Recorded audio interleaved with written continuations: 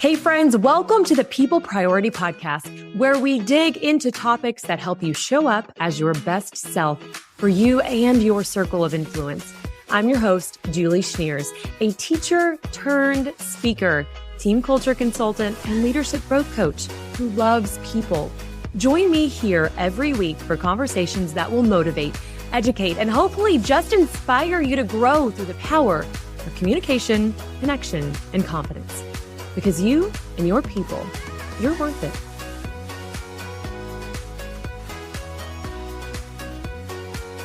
Hey guys, today I'm so excited to bring to you Miss Becky Beaulieu. Did I say it right? You did. Oh my gosh, that's so good. I hate when I mess that up. Becky Beaulieu.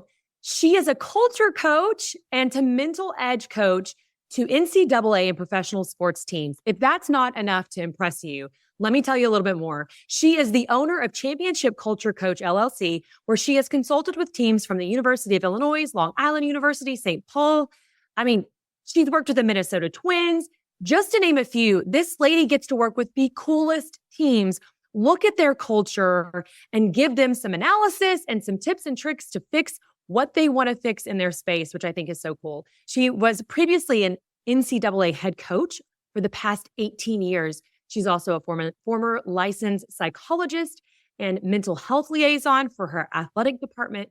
As a coach, she's helped lead her team to their first WIAC conference championship in school history. Talk about taking a team and making a turn. She is your lady.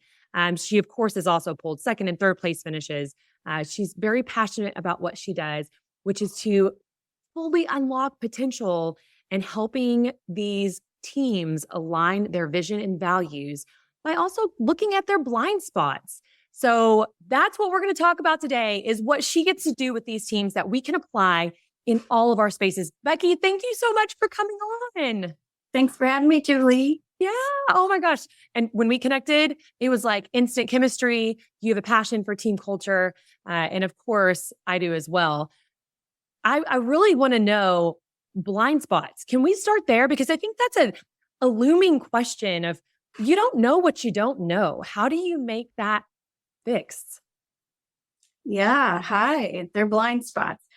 So when I do these team culture observations and analysis, and so far just in athletics, there is some thought to moving into business down the road, but I'm in athletics now, is really, I'm just documenting and observing everything. So team culture, to me, it's not what you put on the walls or in your staff handbook. It's your team's way of communicating, interacting, working, really doing life, and taking a snapshot of that at any given moment, over the course of a day, 2 days, a week. But the blind spots are, sometimes what our leaders, our managers, our head coaches, what they don't see, So in athletics, it's what's going on the sidelines. What does your team look like in the training room or coming out of the locker room? The real stuff, the water cooler talk. Yes. The locker room talk. Well, I love that you said it doesn't matter what you have on your walls. How guilty are all of us at trying to make it look pretty on the outside, putting up the right words, making the package look like it is polished and fits, but the inside is not, it's not developed the way it needs to be in order for you to actually exhibit the values you have posted on the wall. Yeah. And there's nothing wrong with putting it on the wall, right? No. But are we living? Are we living it? Okay. So what's your best tip on switching that mindset and helping the teams that you work with live it? Yeah. So what we're hearing that's working in 2023, especially with this younger generation, right? And the younger this generation is a good talk. Is in our businesses too, right? But how much buy-in is there? And if there's not, asking more questions, right? Asking more questions, listening to them. And like I've said to some of the teams that I work with, is it time to if there isn't buy-in amongst their people, is it time to rethink? And I love that word, rethink, but is it time to rethink sometimes our mission or our vision or our values, and asking our people, what do they value? Yeah. I love that. And And I love that you work with athletic teams and I work in the school district and company space, and we're both saying the same things. Because Yeah. I mean, to me, there are such parallels, right? for sure, because it's still a team. And I didn't really get that until I was submerged into this world. When I started speaking, I thought, and I know I told you this, I thought, well, I'll probably just speak in the education space because that's what I know. And I get hired 9 times out of 10 by companies who are trying to run a team, just like your coaches are trying to run a team to work towards a goal. Because you're so right. It's very similar. It's all the same. It's still getting a group of people to think the same and work the same towards a goal that you hope everybody can be on board for. Okay, so getting people on board for that same goal and buy-in. I think buy-in, it makes my ears perk up. I know that I've had that conversation with so many leaders of, one, how do I get my people to buy in? But also, two, how do I get these younger people I'm employing that do not think like me, who do not, in my mindset, work like me, or right? I've heard that more times than I can count. Do you ever struggle with the age gap with the teams that you work with and kind of, okay, so how do you, I see you nodding your head, yes. How do you smooth that over and how do you help connect that generation gap? Yes. And I think that this younger generation, they want to be led differently than when we grew up, and even honestly 5 years ago.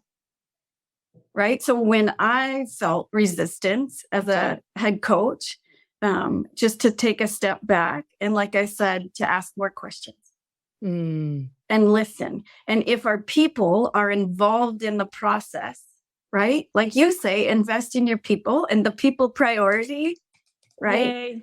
That if they're invested and a part of the process, they're going to buy in more, right? It's really their team. So I think in 2023, it's making our businesses and our athletic teams and our schools their team. Which I love that you say team. Also, of course, you're an athletic coach. It's in your vocabulary. But I'm a huge believer of you've got to see your people as your team. And of course, we've all heard there's no I in team, but how do you make your team a team is first coming up with that mentality of we are a team and we're going to work together. And that doesn't matter if you're talking about your home life. Like if me and my kids and my husband are a team, well, then it's not just do what I say and not as I do. It's not like I told you so. It's we've got to be in this together. And I think even that mindset shift, it's just thinking through the idea of we're a team. So leaders who struggle with, but I'm in charge, that does mean looking at it differently. I love that you said asking more questions and listening. Yeah, there's a Division II football team out of Minnesota, and they really call it the players team. So the players, if there's some conflict or an issue going on, the players, they roll up their sleeves and they work through that. And then they let their head coach know how they handled it. How interesting. Just flipping the script a little. And I do think to some extent, this younger generation, when we talk about you need to do what's best for the team, this is what's best for the team and you need to do that. And we all need to think this way. Well, what if they don't think that way? Right? What if they don't? That's okay. That's okay. And how can we still embrace that and hear each other? Okay, so then I'm going to ask you a hard question. Something that I've heard more than once is what if the team mentality is not what the younger generation wants? What if the younger generation has a self mentality just a little bit? And this is going to sound awful, but I'm going to go ahead and say it so that we can talk through it. Mental health days. I'm an advocate for if you are struggling, taking care of you is important. Like I talk about communication, connection, and confidence is not just about others. It starts with you. Because if you are okay, it's going to bleed out onto the people around you. So I'm kind of an advocate for you should advocate for yourself and take a mental health day if that's what you need. But I talked to a leader just last week and she said, but I have some people who are like, I need a mental health day every month. What do I do when the idea of team, like we're all struggling, we've got to be in this together. for the people on our team, for our clients right now, because it's just a tough time. What do you do when there's someone that's kind of sitting in the self zone and having a hard time getting on the team because they grew up in a world of, well, I need to breathe and I need more mental health days? It's a sticky Yeah. question. Yeah. Okay. And so I think about this a little differently, but Okay. my opinion is that we should meet people where they are, right? So meet them where they are. So if someone on your team needs more mental health days than others, but their productivity is still awesome and their output is excellent, let them.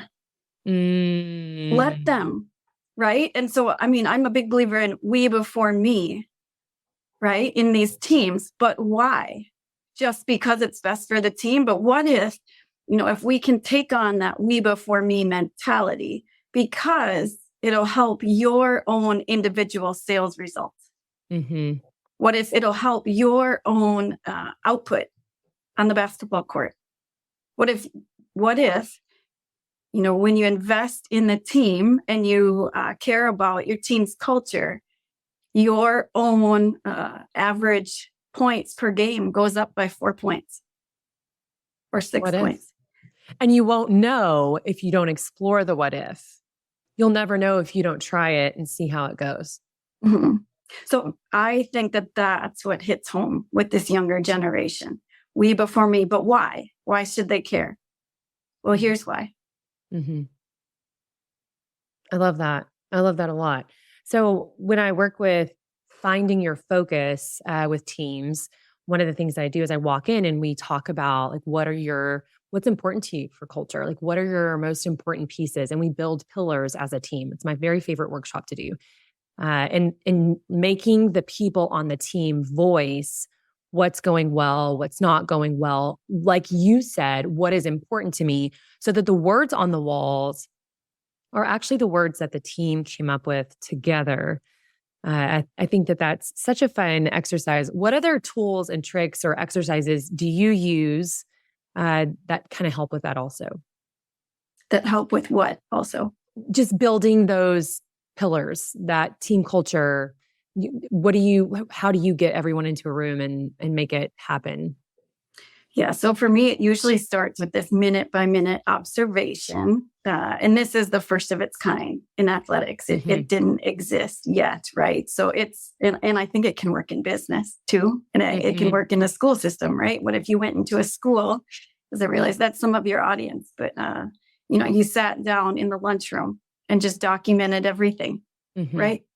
And so in athletics, that looks like 12:02, athlete comes in the dugout and throws his bat. 12:03, he sits at the end of the dugout with his head in his hand. 12:04, there's 5 athletes standing in the opening of the dugout, watching and cheering on their teammates at bat. So for us, that's where that starts, right? And then there are 6 traits of a championship culture in athletics. But again, I think these have some parallels into our own cultures within our families and our 4 walls. Businesses, educational systems. So it's things like clear and compelling vision,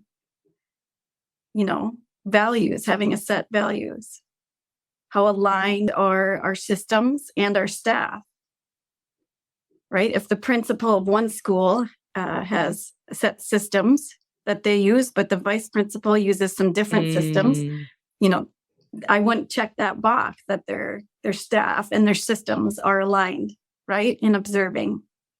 Yeah, how committed is the team members? Yeah, absolutely. And I like the play-by-play. I know your psychology world brain comes into play when you're documenting, which is, I think, what we should all do. I think we should all sit back and not even be like, I'm known in the room and I'm watching you, because I think that's what happens a lot is, well, I'm here to evaluate. Okay, well, great. Now I will put on my dog and pony show, right? But just to have someone in the background watching, and the fact that it's maybe someone from the outside is, I think, impactful too. I think that's what's really, really impactful about bringing somebody else in, because they don't come with any kind of preconceived notions or hope or, an idea of what administration or leadership wants. They just come in and make observations. But then sitting down and writing, okay, at the water cooler, this is what I heard. And as I walked from office to office, this is how I was or was not greeted. What do you want your culture to be? And if your pillars respect, okay, here's what I saw and didn't see in the space. I think that it's important to sit back and look at it. And if you're going to flip that even to, family teams, if you were to sit and watch, now this gets scary, right? If you were to sit and watch my family interact last night and make notes on what our culture is like my kids are fighting over dinner and I'm, reminding them that we love each other and then making threats because there will be consequences if you don't stop fighting about broccoli, right? So I know that it's not all going to be perfect, no matter what team you're looking at. And in that whatever moment, you might have a hard moment of evaluation, but there's a lot of, at least a thought that enters my mind. There's a lot of opportunity in quietly observing and questioning and watching and listening and not just saying, oh yeah, we're a family who believes in XYZ, but do you show that? Is that really there? We're a team that believes in respect and success and being for the team. Okay, but do you act like a team? Do you respect each other? I think those are really important questions to ask yourself from an outsider perspective as you sit and evaluate. That might be probably the biggest takeaway right now. Like, how can I sit back, shut my mouth, ask questions, and evaluate our team as a whole? I love that. That's so good. Okay, so tell me what else. We've talked a lot about what you get to do with teams. You have so many cool tricks up your sleeve. What's something else? I know you said the 6 pieces of culture. What's something else that you want to share with us? We could jump into confidence. Let's do it. I know that's an area of specialty of yours. I'd love to hear from you on that. Yeah. Yeah. Yeah. So I think confidence is an action and a choice and a skill that can be developed. Yes, it's also a feeling, but rather than waiting for the feeling to show up, are there some things that we can do to help build that skill? Mm-hmm. So, yeah. And I believe there is. Let's hear them. What are they? Yeah. Okay. So number one is, where do we put our focus? Right. And if we walk into a meeting or we walk in to give a speech, right, or a speaker, but do we put our focus on things that are outside of our control? So, what does a manager do? What is the temperature? The temperature in the room isn't my go-to, or the lighting, right? Or I feel irritated that my coworker is doing this. But I think each time that we put our energy and our focus into things that are outside of our control, it takes a little bit away of our own greatness and our confidence. So just really putting our focus on things that are within our control. That's perfect. And of course, impactful, right? When you're thinking through, if you're focusing on the person across the hall from you that you can't stand, yeah, your whole day could be ruined by her negative attitude if she's your focus. Absolutely. Yes. Yeah. Or in athletics, it's things like, focusing on the referee or the umpire or the lineup, right? I don't have control over the umpire. There's going to be a referee or an umpire that's going to make bad calls or calls that I don't agree with this weekend. There is next weekend and there's the weekend after that. So what I have control over is how I react and respond to it. So it's like I'm ready for all of those things. That's so good. Yeah. Oh, okay. What else? Okay. Focus. So the second thing, in my opinion, that can help us gain the skill confidence is our own self-talk. Yes. I could not agree more with you on that. Yes. Yeah. And there's times in life where we should talk to ourselves rather than listen to ourselves. And I heard this story, it's actually in a newspaper article, and the interview was with PJ Fleck, who is the University of Minnesota Gophers head football coach. But he was talking about, in this newspaper article, a friend of his and a mentor of his, Dr. James Gills, and he's in his 60s and he runs a double triathlon. So on Saturday, he gets up and he runs a triathlon, goes to bed, and on Sunday, he gets up and he runs another triathlon. And in his 60s, he says, if I were to listen to myself, then I would think on Sunday morning that I'm too old and I'm too sore and I can't do this. Right. But if I talk to myself, that I'll think I can put one foot in front of the other and I can do hard things. And my body is stronger sometimes than my mind. So I've got this and I'm going to move forward.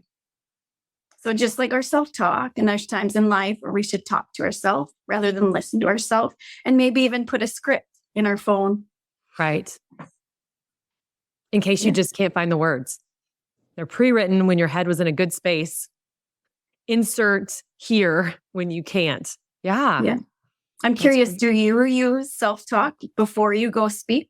Oh my gosh, that's a great question. Well, one of the things I talk about is having an attitude of affirmation. Like, what does it look like, and how do you communicate with your own head and heart? Is one of the things that I talk about in communication with self. But then, of course, having the correct way in your brain, which is similar to what you're talking about with listening versus talking to yourself. And I love that. I'm stealing that. I'm going to put that in my pocket for me to remember.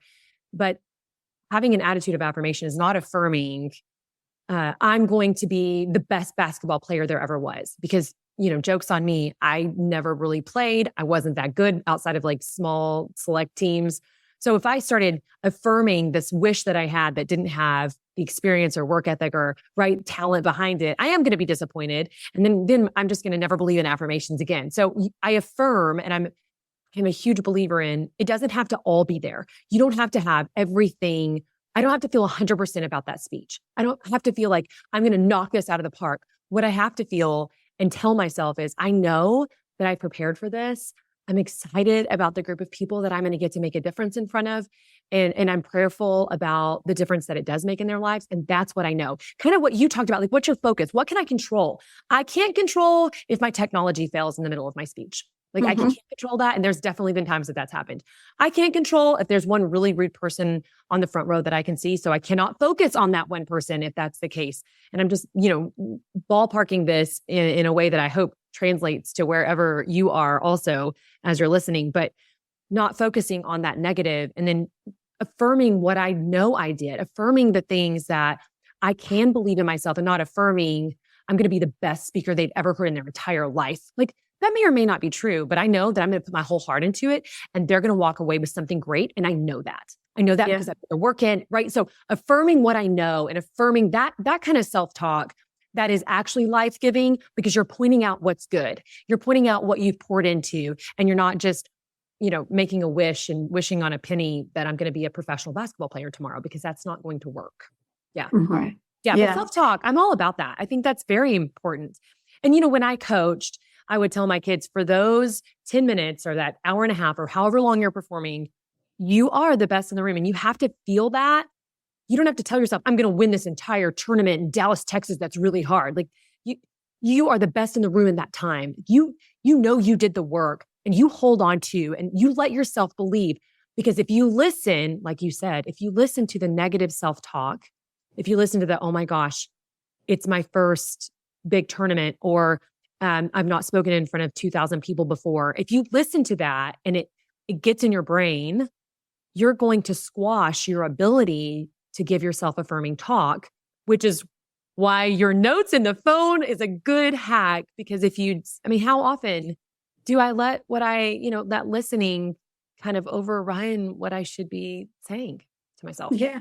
Yeah. We all do, right? We all do.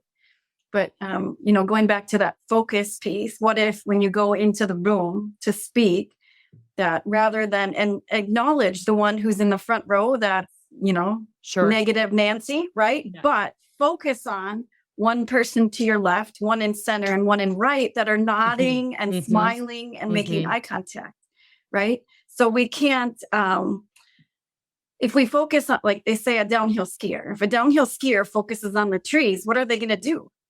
Gonna hit a tree. Hit the tree, right? Yeah. So they need to focus on what they want. The path in front. The path, the snow. Yes. Yeah. Yeah. I love that. Okay. So I have focus. I have self-talk. Yeah. What else? And my third one that I leave in this category is big body language. And this goes a little bit with your Nonverbal. remind me, believe it as you brave it. Yeah, you're Yes. But just, walking into the rooms with our shoulders back and our head up and, using that self-talk. And for athletes, that's my specialty. It's walking up with a nod and maybe even the bat at the pitcher and that kind of real confident nod versus walking up with, we call it a loser's limp. But if I'm walking up like this, right? How does that impact what I'm going to do? Absolutely. Yeah. Well, 55% of your message is nonverbal communication. Mm-hmm. So it really doesn't matter what you say or how you say it near as much as how you look when you say it. So of course, your posture, your stance, your eye contact or lack thereof, those pieces are crazy important in conversation in general. Yes. Nonverbal communication. Those are so powerful. Okay, I loved this. Man, I know we kind of went down two different paths, but there's just so much knowledge in your brain that I know we could tap into and spend so much time on. So thank you so much for letting us kind of go two different ways, because what you've shared is so impactful. And I hope that the team pieces that you've heard Becky talk about today feel like nuggets that you can take into your team, no matter who your team is, whether it's in the classroom, the boardroom, or in your living room, because there's nuggets there that can make your team work as a team, create better team culture, and improve your leadership skills, which is what we're here for. Okay, so Becky, top 3 takeaways from our time together. What do you hope we remember most? Yeah, and some of these we talked about, some of them we didn't dip into yet, but I'll still leave your viewers with this. Okay. So I love your invest in your people. So number 1, invest in your people and make sure that your people are on your bus and on your team and moving in that same direction. And here's maybe where this is an unpopular opinion, Julie, is when someone is not on our bus with their words and actions. Right? That out of love, our job as leaders, as managers, as head coaches is maybe there's another better bus out there for them. And to remove those people from your bus out of love, that there may be a better bus out there for them. Oh my gosh. And I know I'm doing like the top 3 takeaways, but 5-second sidebar. I had a conversation with a leader just yesterday, and she was like, I think I'm not in the right space anymore. Like, go get them, sister. It's okay to not be okay where you're at and move on to somewhere else, because that bus is not taking you where you want to go. Yep. It's not a popular opinion. I'm glad you led with that too, because I always hate saying it's okay to not be there. You don't have to just keep muddying through a bad person or the wrong bus. I love that you said that. Okay. And maybe they're not even a bad person, but in this moment, their words and actions aren't on your bus moving in the direction that your team is moving. And the truth is the team is not going to be as successful in business, in education, nor in sports if there are some on the bus that their words and actions are going in the opposite direction. Right. So obviously after performance improvement plans, but again, out of love, there may be a better bus out there for them. And again, out of love, that sometimes we learn more by not getting the job.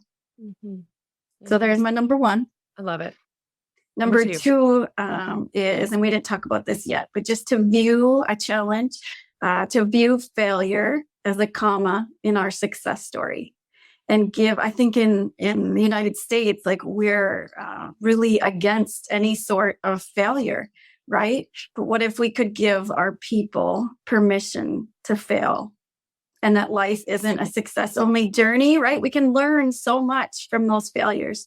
So for me, as a newer entrepreneur, I'm excited to step out and fail, because I'll learn from it and I'll be better next time.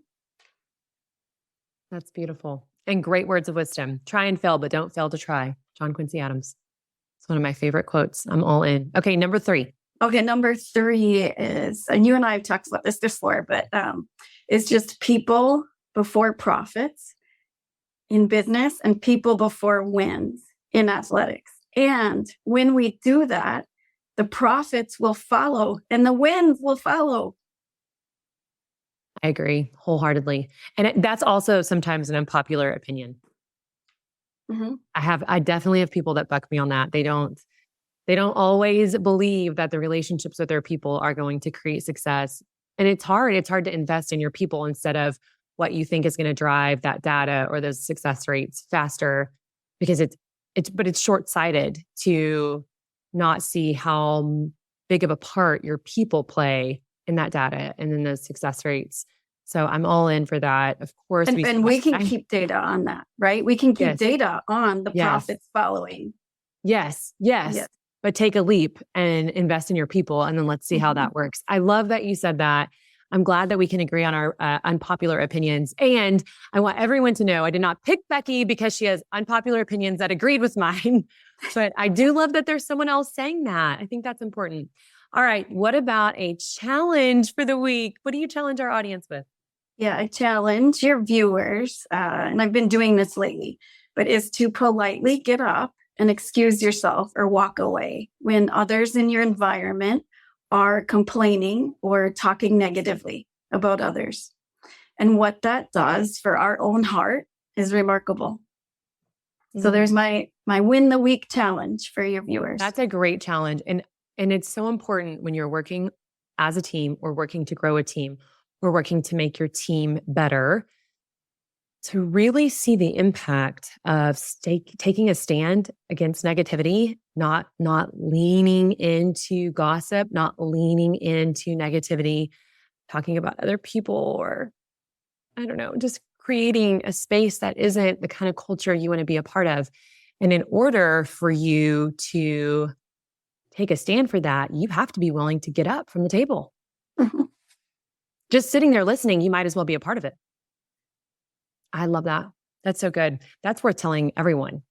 Yep. You don't have to be on it. That's my advice for my small children. That's a perfect challenge.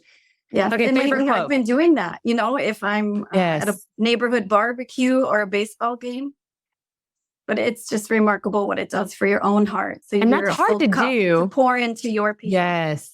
It can be hard to do. Mm-hmm. But it's impactful. Yes. Mm-hmm. How do you want to be seen and known? That's important to think about as you make those decisions, if you sit in that conversation or not. That's beautiful. Okay. Your favorite quote. I love this part. I had a couple here, but I'll share. And this is from Natalie Walsh, the head coach of the University of Illinois. And her quote is just, "You're enough."